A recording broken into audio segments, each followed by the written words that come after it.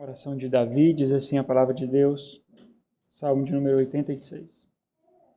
Inclina, Senhor, os ouvidos e responde-me, pois estou aflito e necessitado. Preserva minha alma, pois eu sou piedoso. Tu, ó Deus meu, salva o teu servo que em ti confia. Compadece-te de mim, ó Senhor, pois a ti clamo de contínuo. Alegra a alma do teu servo, porque a ti, Senhor, elevo a minha alma. Pois tu, Senhor, és bom e compassivo, abundante em benignidade para com todos os que te invocam.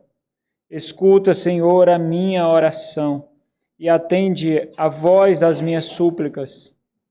No dia da minha angústia clamo a ti, porque me respondes. Só até aqui. Vamos orar. Nosso santo e gracioso Deus.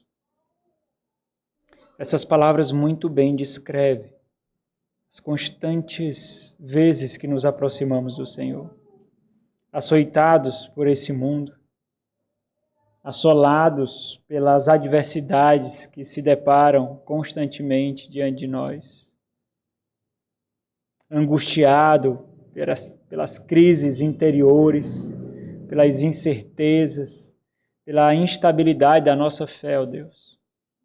Nós também nos achegamos ao Senhor. Ajuda-nos, ó Senhor, para que a mesma convicção que nós podemos enxergar aqui do salmista possa ser a nossa experiência de fé também. Que o Senhor nos ensine um pouco mais. Que não sejam apenas palavras lançadas, mas que seja maná dos céus, alimento precioso da parte do Senhor. Faz-nos bons ouvintes, aquieta o nosso coração, foca a nossa atenção, para que possamos aprender mais do Senhor, ó Deus. Coloca essas palavras nos locais necessários, em nossa mente e coração. Em nome de Cristo, rogamos. Amém. Podem sentar. O tema da nossa reflexão faz referência àquilo que nós aprendemos no Salmo, o de número 86. Esse é o nome da série que nós temos abordado em todo o Saltério, aprendendo com os Salmos. O que é que nós aprendemos com o Salmo de número 86? Esse é o tema. Nós aprendemos que o justo não é desamparado quando confia em Deus. Não importa as circunstâncias ao seu redor, por mais que elas insistam o contrário, ou nós dependemos de Deus, ou nós dependemos dos homens. Se depender de Deus é o nosso sustento e descanso, então essa verdade é suficiente. O justo não é desamparado quando este confia em Deus. Nós tivemos uma breve palavra na última exposição do contexto, que é muito importante, e as características que compõem esse salmo. Esse salmo ele não é escrito como outros salmos são escritos. Esse salmo ele é escrito com lágrimas, com sangue. Entre as palavras é possível ouvir os sussurros, os gemidos. Aqui nós observamos dor. Se os irmãos dedicarem um pouquinho de atenção a ouvir a minha leitura, ou mesmo lendo, aí vocês perceberão isso. É um clamor angustiante, é um lamento feito por Davi. No Salmo 85 nós refletimos sobre um lamento corporativo, onde a nação, como o povo do Senhor, lamenta diante de Deus. Aqui somente Davi é um lamento individual. Esse livro ele faz parte do terceiro livro que compõe os 5 livros de todo o Saltério. Esses 5 livros eles contam, eles dramatizam a história do povo para com Deus. E o terceiro livro mostra qual é o resultado da obstinação, da rebeldia, da desobediência, é escuridão, é abandono de Deus, ou pelo menos as experiências de abandono que nós temos. O foco, ou a pedra angular para a qual os salmistas eles olham a escrever isso, é o Salmo 1 e o Salmo 2, eles servem de prefácio. É o Salmo 1 e o Salmo 2 que mostra que o sofrimento não é o fim, que a angústia não é o fim, que o desespero não é o fim. Esses 2 salmos que garantem que o justo não será desamparado, que o justo prosperará, que o justo florescerá, por mais que essa árvore, em alguns momentos, tenha essas características de outono, ver suas folhas caindo, ver suas folhas ficando amareladas, mas ainda assim, essa é a verdade que se fundamenta todo um clamor. E a gente vai refletir especificamente sobre isso hoje. Se o seu desespero é maior do que a sua esperança, se a sua angústia é maior do que a sua confiança, é porque você não conhece Deus como deveria conhecer. Se as suas crises são maiores do que o seu Salvador, se as suas dores são maiores do que o seu curador, isso quer dizer que você não conhece o seu Salvador, o seu curador, tanto quanto você deveria conhecer. Caso contrário, aquele a quem você clama não tem poder, não tem força para lhe tirar desse buraco no qual você se encontra. Então, nós temos 5 pontos aqui. Na última reflexão, nós refletimos no primeiro, do versículo 1 a 4, a súplica do justo. Aqui o salmista ele mostra qual é a realidade do seu coração. Hoje nós vamos refletir no segundo, versículo 5 ao versículo 7, a garantia da confiança do justo. Qual é a sua garantia de confiança? Você é uma pessoa boa? Você é uma pessoa melhor do que aqueles com quem você trabalha, aqueles com quem você estuda, do que os seus parentes? Qual é a sua garantia de confiança? E o quanto você conhece essa garantia de confiança ao ponto dela não se esvair junto com a tempestade que lhe assola, ao ponto de você ver uma tempestade gigantesca ao seu redor e você vê as areias sendo levadas como lama e você permanece lá numa rocha firme, inabalável, ou não.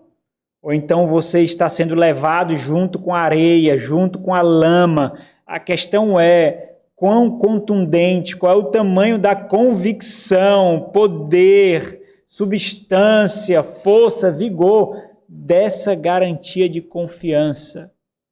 O quanto ela pode resistir. Ou até que ponto você pode olhar para ela e ela pode sucumbir. Até aqui eu confiei em Deus, mas agora não dá mais. Até aqui eu esperei em Deus, mas agora não dá mais. Eu tive esperança até um certo ponto. Agora isso foi demais para mim. Nós estamos no meio dessa geração. A geração que nós estamos é essa, geração de autocomiseração. É a geração que tem peninha de si mesmo e quer que todo mundo ao seu redor tenha pena de si também. Essa é a geração que nós estamos.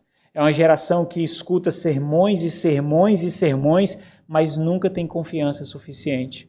É uma geração que tem uma quantidade tão absurda de conhecimento, que lê tantos livros, mas isso não fortalece a sua esperança, não fortalece a sua fé. É uma geração absurdamente fraca, que se deleita na fraqueza, que se deleita no vitimismo e quer que as pessoas ao redor também sejam condescendentes, transigentes com esse vitimismo, com essa autopiedade. Essa é a geração. Não é por acaso que os consultórios psiquiátricos, psicológicos, terapêuticos estão aí lotados, e a venda de psicotrópicos também está aí em alta escala. Porque essa é a geração que não assume as suas responsabilidades, que não nutre vigor, que não luta.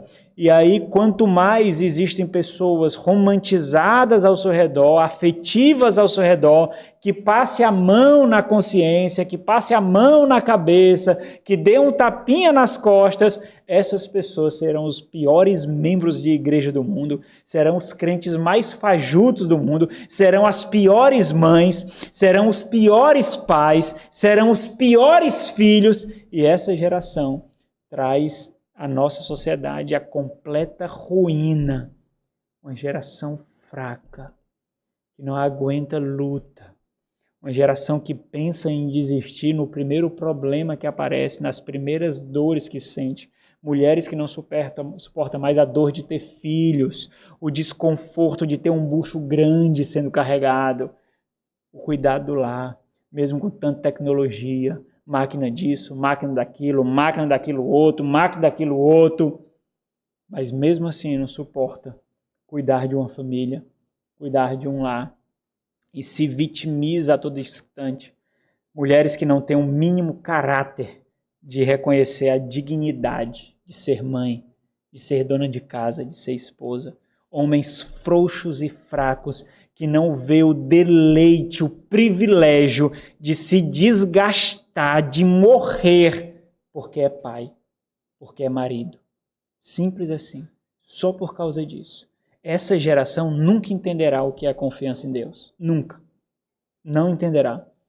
São os resquícios, usando a linguagem bíblica, um remanescente que entenderá o que significa ter confiança em Deus. Porque confiança está arraigado num coração que foi dado pelo próprio Deus. Não é um coração de carne a que apodrece, é um coração firme e celestial. A garantia da sua confiança, quão forte ela é. Para pensar um pouquinho nesses últimos meses, desde o início do ano para cá, quanto a sua confiança foi abalada pelas tempestades, pelos problemas, pelas adversidades. O quanto você chora sem necessidade, o quanto você geme sem necessidade, o quanto você se entristece sem necessidade, o quanto você fica depressivo sem necessidade, com pequenas ondulações nesse mar que nós vivemos. Não precisa nem vir grandes ondas, são pequenas ondulações que já você está melancólico, triste, abatido, abatida, fraquejando. Pessoas assim não podem nem dizer que tem fé, irmãos. Se quer dizer que tem fé, quanto mais dizer que tem confiança. A confiança para essas pessoas são meros sentimentos, sensações. Estou me sentindo bem, então hoje estou me sentindo confiante. Essa confiança que coach coloca, sabe? Palestrantes motivacionais colocam. Hoje eu estou me sentindo confiante. Sabe aquele supervisor de vendas que vai motivar a sua equipe de vendas para bater a meta? Pronto. É esse tipo de confiança que a pessoa tem. A confiança não é um sentimento, não é uma emoção. A confiança é um conhecimento, é uma convicção, é uma certeza que nós temos. E ela não está suscetível à volatilidade das nossas emoções. Essa é a base do salmista aqui para a sua reflexão. A garantia aqui do salmista é justamente aquilo que ele conhece de Deus. Agora, olha como isso é contraditório. Você tem muito conhecimento de Deus, mas você não tem relacionamento com esse conhecimento que você tem de Deus.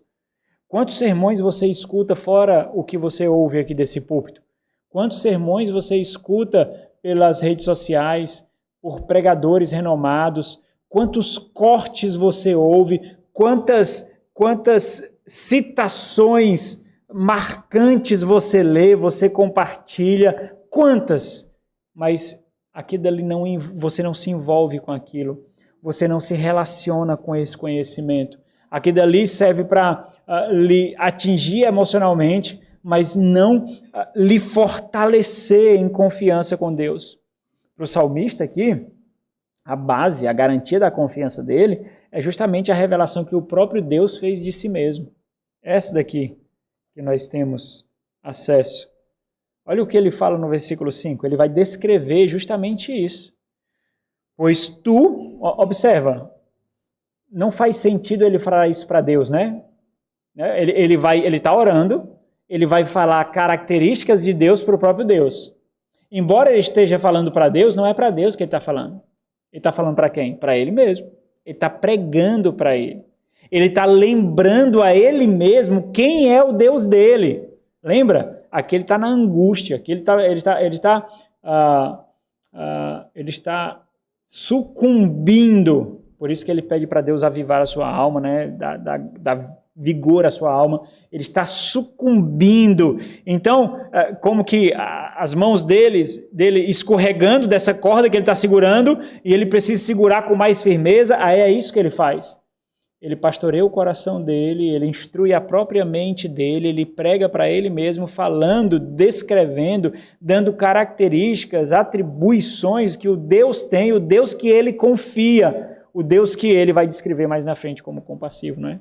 Então é isso que ele está fazendo. Pois tu, ó Senhor, Deus sabe disso, mas é para ele que está falando. Pois tu, ó Senhor, tu, Senhor, és bom e compassivo. Compassivo aqui quer dizer disposto a perdoar. Tu és perdoador.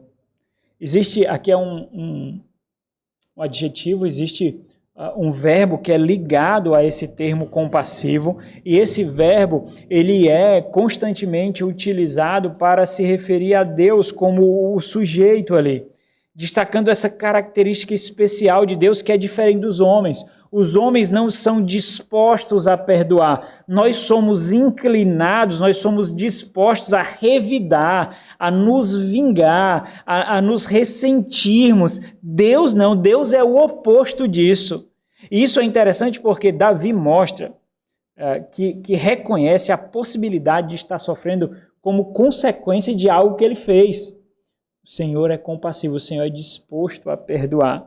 Então, observa isso. Ele aponta mais uma característica de um servo de Deus, de alguém humilde, a necessidade de reconhecer quem ele é nessa relação, a necessidade que ele tem de suspeitar dele mesmo.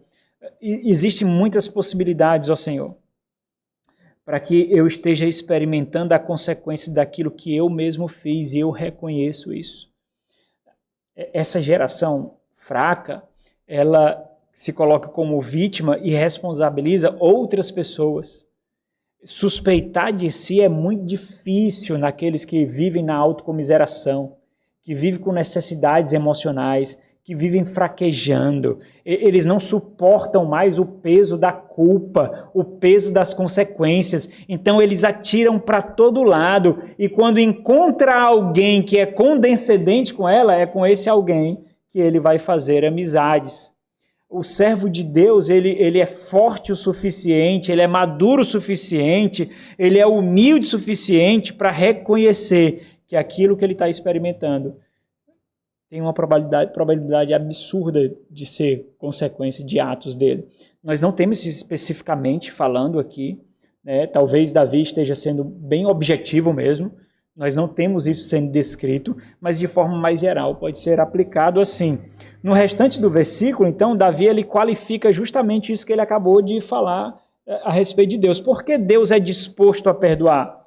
Por que Deus é um Deus compassivo? Porque Ele é um Deus perdoador. E é isso que ele mostra a seguir, o motivo dessa compassividade, dessa característica perdoadora de Deus, apesar de mim, apesar dos meus erros. Ou seja, a única condicionalidade para que Davi seja perdoado aqui é que Deus seja Deus.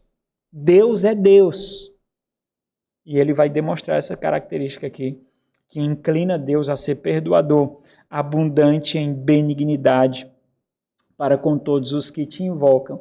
Esse termo aqui é aquele termo que nós já conhecemos, Hesed, pode ser traduzido também como misericórdia, como compaixão. Aqui é traduzido como benignidade, faz referência ao amor fruto do pacto com Deus. Lembra, ele está se referindo aqui ao pacto que foi feito com Abraão, onde somente o Senhor colocou-se como responsável por esse pacto. Não existe uma condicionalidade aplicada ao homem. Foi Deus que passou por meio dos animais, mostrando que se Deus não cumprisse a sua palavra, a execução das suas promessas, aquilo que foi feito com aqueles animais, partindo os animais ao meio, deveria ser feito com o próprio Deus. Então, por causa do pacto que Deus tem conosco, olha a garantia aqui, olha a garantia da nossa confiança. Por causa do pacto que Deus tem conosco, Deus não pode ser infiel no pacto que Ele mesmo fez. Essa é a garantia que Davi entende, e é por isso que Davi será socorrido aqui. Nós temos um pacto com Deus e Deus mesmo tomou a iniciativa e nos colocou nesse pacto. Isso é importante porque essa é justamente a base do apelo. Se Davi não tem essa garantia, ele não tem diante de que apelar. Ora, se depender dele, o seu bem-estar, se depender dele, o seu socorro, a sua salvação, ele já teria vacilado, porque ele sabe que ele é pecador. Ou seja, se Deus não tivesse estabelecido esse pacto, sob essas bases, Davi não teria como basear a sua súplica. Observa como isso é importante. É o conhecimento que ele tem de Deus que faz com que ele experimente profunda e sólida esperança.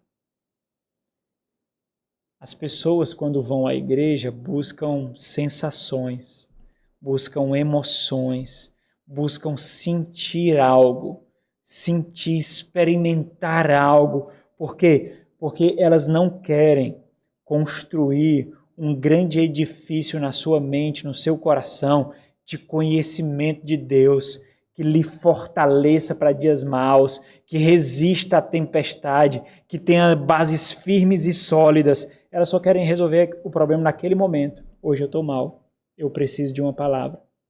Esse final de semana eu estou muito ruim, eu preciso de uma palavra. Elas querem naquele momento. Simplesmente assim. Ou seja, a base do apelo de Davi aqui é o conhecimento que ele tem de que Deus é bom, é perdoador e é fiel às suas promessas. E diante disso, a súplica dele é ecoada. Aquela mesma súplica que ele fez do versículo 1 a 4, ela vai sendo ecoada várias vezes aqui. O versículo 6 ecoa, quando ele diz, escuta, Senhor, a minha oração. Ele está clamando a esse Senhor que ele acabou de descrever. Não é uma sensação, sabe? Dificilmente você vai perguntar a alguém se conhece, se tem fé em Deus, se acredita que Deus existe, e você vai ouvir uma negativa. Dificilmente. Grande maioria vai dizer, óbvio, é claro que Deus existe, é claro que eu conheço Deus. Você teme a Deus, é claro que eu temo a Deus. Você tem fé em Deus, é claro que eu tenho fé em Deus. Mas como essa fé ela é provada? Qual é a evidência?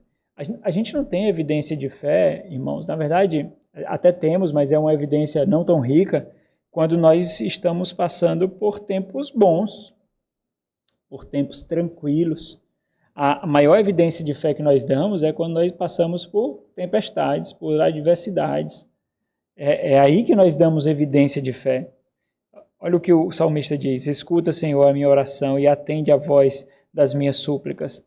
Aqui o grito para que o Senhor atenda, porque ele está gritando aqui. Ó. Se você observar aqui, existe pelo menos 2 imperativos, escuta e atende. São gritos, são configurações que mostram um certo nível emocional aqui daquele que escreve. É como se ele estivesse elevando a sua voz, é como se ele estivesse gritando, desesperado diante de Deus. E aqui o grito aqui é importante, né? Esses imperativos que carrega muita volição, não significa dúvida de que Deus pode atender ou pode não atender o seu pedido. Não é dúvida aqui, mas demonstra justamente o nível dessa angústia. Não há dúvida. Atende, Senhor, escuta, Senhor. Não é porque corre o risco de Deus não atender. Que atender aqui, irmão, significa não é nos tirar da dificuldade, não. É nos fortalecer nela. O grande problema é que quando nós oramos a Deus, nós pedimos a Deus, parece que a única resposta que nós temos quando colocamos Deus na quina de uma parede, a única resposta é o quê? É que Deus me tire daquele sufoco. Mas o grande ponto é Deus fazer com que aquele sufoco não seja mais sufoco para mim. Porque se Deus fizer com que aquela luta não seja mais uma luta para mim, Então eu resisti para todo nível de luta daquele porte. E aí, lutas daquele porte não me causarão mais dor, não me causarão mais sofrimento. Precisarão vir outras lutas de outros portes maiores, mais fortes, tempestades maiores, ondas maiores, feras maiores. E não é isso que nós precisamos. Mas nós não queremos isso.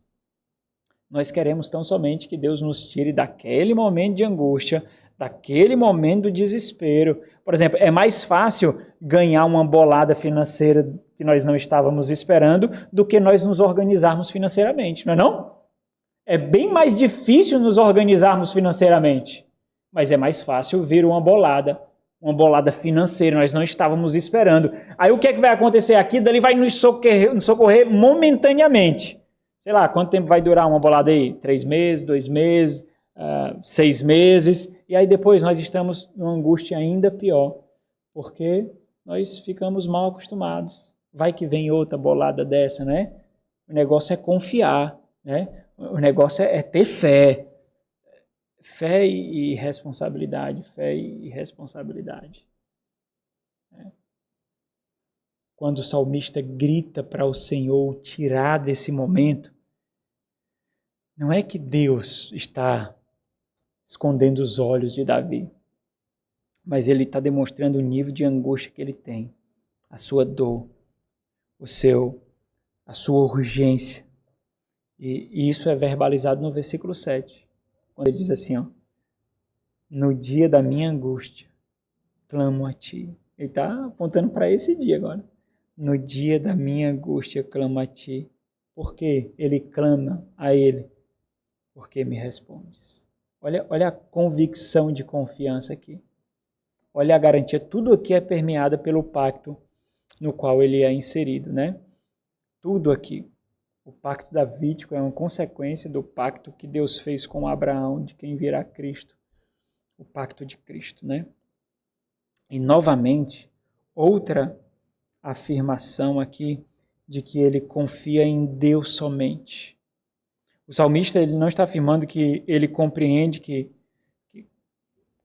quando ele é assolado, outras opções podem vir a seu encontro para o socorrer. Então, ele pode ser assolado, ele pode ser desprezado, ele pode ser rejeitado, ele pode ser abandonado, mas ele tem uma certeza em sua vida. Por mais que todos façam isso, no dia da sua angústia, Deus estará lá. Deus o socorrerá. Então, lembre que de tudo que está acontecendo aqui, Davi ele está fazendo uso daquilo que ele foi alimentado em toda a sua vida. Imagine Davi aos pés do seu pai, ouvindo os ensinos das Sagradas Escrituras, os grandes feitos de Deus, as grandes maravilhas que Deus fez com o seu povo, o agir poderoso de Deus. O pai de Davi inculcando as sagradas letras, as sagradas leis, inculcando, ensinando em todo lugar sobre o ser de Deus e os seus feitos, o caráter de Deus e as suas maravilhas. E agora ele está precisando experimentar justamente isso. Aquilo que fizeste, ó Deus. Aquilo do qual eu ouvi. Aquilo que eu tanto ouvi. Eu confio plenamente que o Senhor pode fazer também comigo. Assim como o Senhor sustentou o teu povo, o Senhor pode fazer comigo. Contudo, irmãos, existe, além dessa cultura, né, de fracasso, de fraqueza, de vitimismo, de autocomiseração que nós vivemos, e também por causa disso, existe uma forma de nós não nos prepararmos para momentos assim. Eu creio realmente, irmãos, que nós podemos ficar angustiados. Nós vemos os salmistas angustiados. Nós podemos ficar abatidos, nós podemos ficar desanimados, sabe? Nós podemos sofrer duros golpes, mas nós nunca permanecemos assim, irmãos. Nunca. Isso Esses momentos são momentos onde nós consultamos o nosso coração, onde nós consultamos aquilo que nós conhecemos de Deus. São momentos onde nós somos mais açoitados, sabe? Quando nós refletimos sobre a maldade do mundo, sobre a maldade daqueles que vivem ao nosso redor, sobre a maldade daqueles que nós não esperávamos. Nós refletimos e nós percebemos que as pontas do chicote de Satanás não são todas conhecidas por nós. Existem muitas pontas do chicote de Satanás, as quais nós não conhecemos. E quando nós conhecemos, nós ficamos impactados. Mas é justamente o tempo e o quão profundos são esses momentos difíceis para a gente, que nós mostraremos a essência da nossa confiança em Deus. Qual é a garantia da nossa confiança em Deus? E existe uma forma de destruir completamente, irmãos. Existe uma forma de destruir completamente a fortaleza dessa garantia, que é justamente o consumismo e o utilitarismo com que nós concebemos a igreja do Senhor e o conhecimento de Deus. Eu já falei aqui uma vez, e eu vou falar de novo. Eu acho que o grande problema do nosso tempo é porque nós não compreendemos ainda, que nós não conseguimos processar a carga de conhecimento que nós recebemos. Porque o conhecimento não se torna sabedoria e maturidade.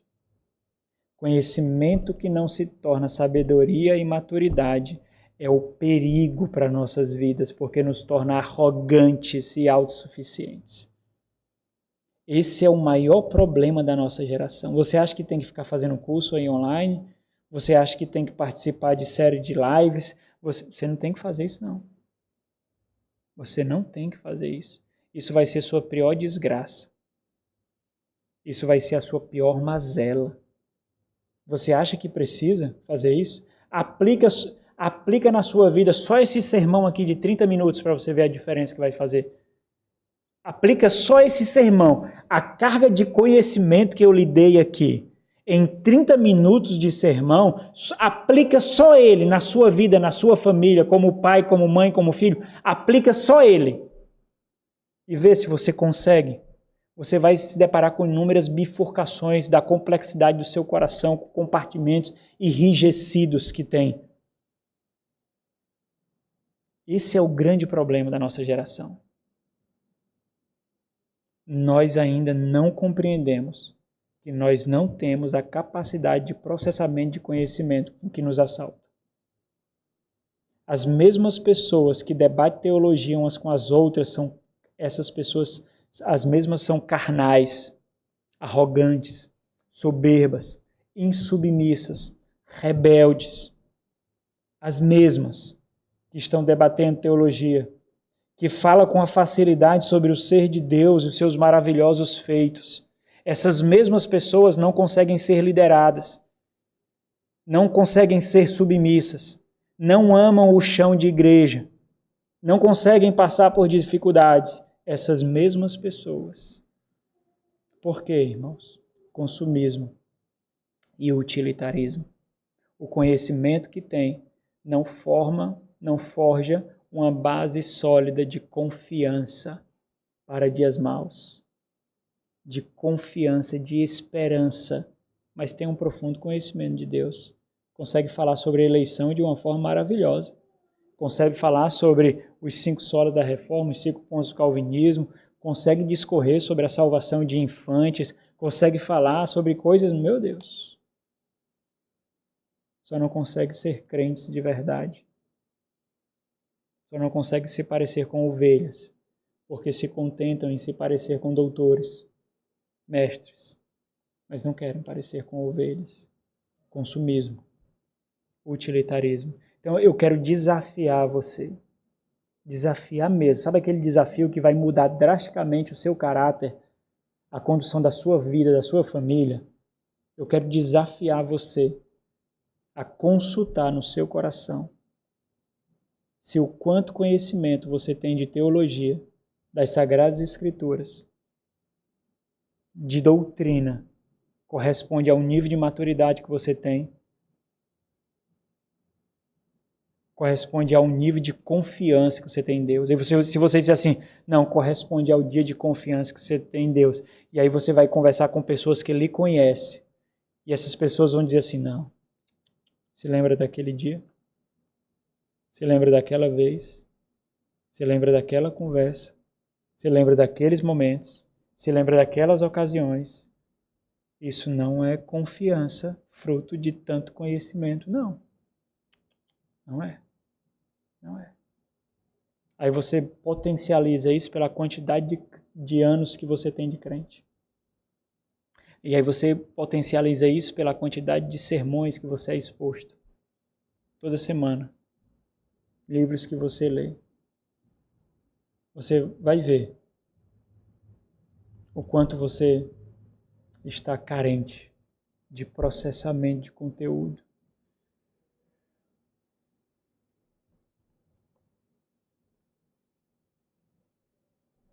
O justo não é desamparado quando confia em Deus. O termo-chave aqui é confia. Quando confia. Não é um sentimento. Não é uma sensação. É uma convicção. Nosso Senhor e Deus, obrigado por Tua palavra que nos lembra o quanto nós somos falhos, dependentes e necessitados. Muito embora tantas e tantas vezes nós não reconheçamos isso, ó Deus. Ajuda-nos, ó Pai. Rogamos a Ti, diante dessa palavra, que o Senhor nos faça, pelo poder do Teu Espírito, consultarmos o nosso coração e avaliarmos as bases da nossa confiança em Ti, ó Senhor.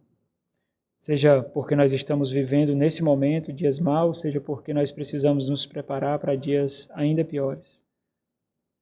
Mas com a plena ciência de que essa é a realidade desse lado da eternidade, isso não é surpresa para nós. Rogamos ao Senhor em nome de Jesus.